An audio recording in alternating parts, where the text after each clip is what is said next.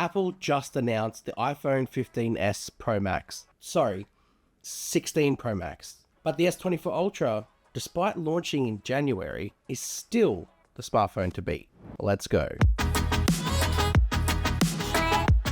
So hopefully I can wake you all up after that Apple event. There wasn't a lot to it. First reason why the S24 Ultra is still better than the iPhone 16 Pro Max is the display. Yes, Apple have shrunk the bezels to near impossible thinness, and I get it, that looks appealing, but there's something that display is missing. It's the anti-reflective coating. The Gorilla Glass Armor coating on top of the display on the S24 Ultra compromised nothing about the display. Everything about the colors, the brightness, it's all still there.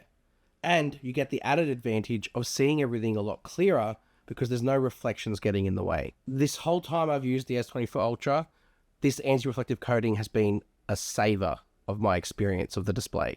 Because whether you're outdoors, whether you're indoors, you do not get reflections showing on this thing. And even when you compare it to something like the Fold 6, you can see the reflections are just so much less harsh on the S24 Ultra than what they are on the Z Fold 6. So the display, number one, and that's not even accounting for the 2600 peak nits brightness or things like the adaptive brightness and adaptive controls. It's just about this coating. That's what sets it apart. Number two is the design. Yes, Apple have introduced this new capture button, but what Samsung have got here is minimalist design. The floating cameras aren't sort of intrusive. The design on the side is clean. You've only got really two buttons, the volume control and the power button. Apple have got the action button, the power button, the volume button, and now this capture button. There's a lot going on, but you can also program Samsung's buttons. The volume controls in the camera can actually be used as a capture button. So yes, I understand Apple's capture button has some more granular stuff that isn't available at launch, by the way, and the volume controls can just do a lot more right now. You can actually capture it, zoom in and out. There's a lot of things you can program here. So that whole design facet of it being sort of clean and minimal, I prefer that over Apple just adding things and making the design a little bit more convoluted, especially on the sides and on the frame. Also as well, you have no dynamic island intruding on any of your content. It's just a tiny punch hole camera that just makes the front display look like near immersive. Third one is camera hardware. Now I know Apple have just upgraded their ultra wide camera and I get it.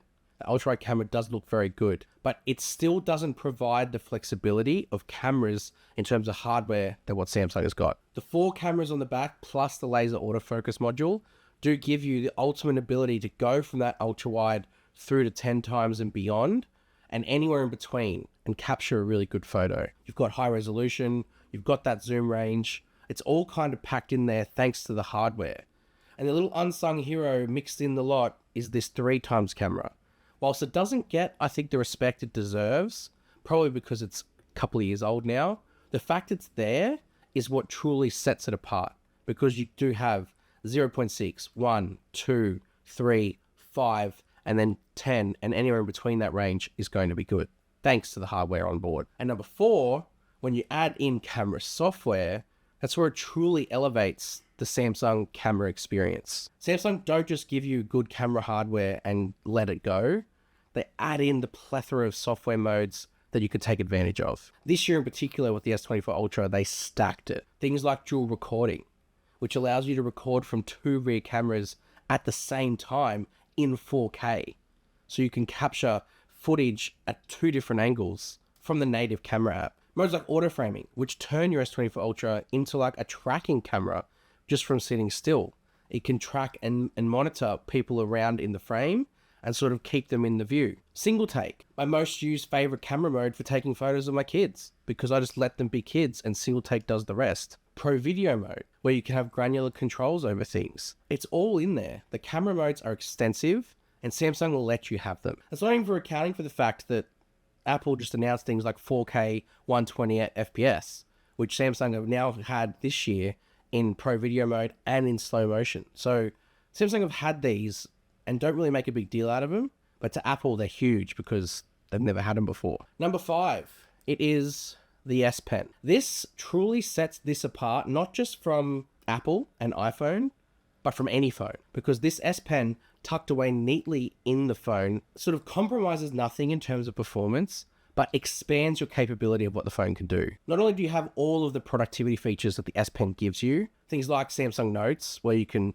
use it to take down all your notes and all of the tools that Samsung give you surrounding it, but now the new Galaxy AI features that have just been updated to One UI 6.1.1 means that you can sketch to draw things on top of photos and make them come to life. But also the fact that you can use this as a remote. So you don't need some camera shutter button. You can actually use your S Pen as a remote shutter. But this remote S Pen also works in other things like PowerPoint presentations, which just expands again that capability of what this pen can do and what the phone can do. And part of that, I guess, productivity sort of piece is Samsung DeX at number 6. For me, it is still the most undervalued Samsung feature of all time, because you can take your phone and turn it into your PC using peripherals, using really anything that's around you, whether it be the monitor that I've got behind me, whether it be this TV here, or whether it be things like laptops, which you can find a link for in the description. You can turn your phone into your portable laptop that you take around with you anywhere. And I get it. You guys, oh, just get a tablet. But the fact is that Samsung DeX transforms and uses the power of your phone and everything that's in your pocket to then turn it into something more. There's a reason why Apple won't do this. They're worried about cannibalizing sales of their other product lines. That's not Samsung's vibe. Their vibe is to give you the technology and you decide what you want to do with it. And I appreciate that. Number 7 is Galaxy AI. And I get it, Apple have now got Apple Intelligence, but it's one, still in beta, and two, not launching in a lot of markets till much, much later. Samsung's Galaxy AI is here. All of the features, they've given it to you. And with the new update that's just hit the S24 Ultra, you have all the stuff from the Fold 6 on board as well. So you've got so much AI features you can take advantage of, whether it be composing messages in the keyboard, whether it be sketching to draw things and turning them into real life pictures or paintings. You've got that option there, and they're truly useful productivity features to marry alongside that inside things like Samsung Notes and Samsung Internet. Galaxy AI is a huge part of the Galaxy ecosystem now, and I think for me, Samsung put meaningful stuff in here to make it better, and it's available. Of course, available is better than not available. Number 8 is One UI. Animations aside, and really, it's not the biggest of deal. The animations serve a good purpose, and Samsung's animations are fluid. That's all you need to know. One UI just offers so much more. It's so feature dense. All the customization options that you get natively and then extended in through GoodLock as well. All the multitasking and productivity features with split screen, pop-up windows, edge panels. That's all part of the One UI experience and is very much in focus here on the S24 Ultra. Lots of people talk about Samsung being difficult to master in terms of you can't really get around the software that easily, but Apple's becoming like that too. The difference is Apple have sort of limits on their iOS capability, whereas Samsung don't really have them. What you can do in One UI is bigger than what you can do in iOS. One UI can be made more comprehensive, and to be honest, users should want that. They should want to have the software become their own, not have controls and limits by Apple. Number 9 is ecosystem. You might think I'm a bit crazy to say that the S24 Ultra and the ecosystem surrounding Samsung is better than what Apple can offer you. But when you consider that Samsung's ecosystem isn't just the smartwatch, the phone, the tablet, the buds, the laptops, it's the home, it's smart things and the appliances and TVs and air conditioners that are part of the whole smart things framework that Apple just can't have. Samsung isn't just a mobile phone company. They have everything you can possibly imagine under their name, and they all connect and work seamlessly, and it's all housed inside smart things. That is an ecosystem. That is a brand ecosystem, and no other brand will ever be able to match it. And the last one is performance. You might think I'm crazy, especially is because Apple announced this new chip every year. It's 30% faster, it's 2 times neural engine, all of the marketing words that they love you to know about. But what it doesn't account for is what you can actually do with that performance. Apple's iOS software, as stated before, is limiting. They don't allow you to take advantage of what's available. Samsung, with its performance of the H-N3 for Galaxy,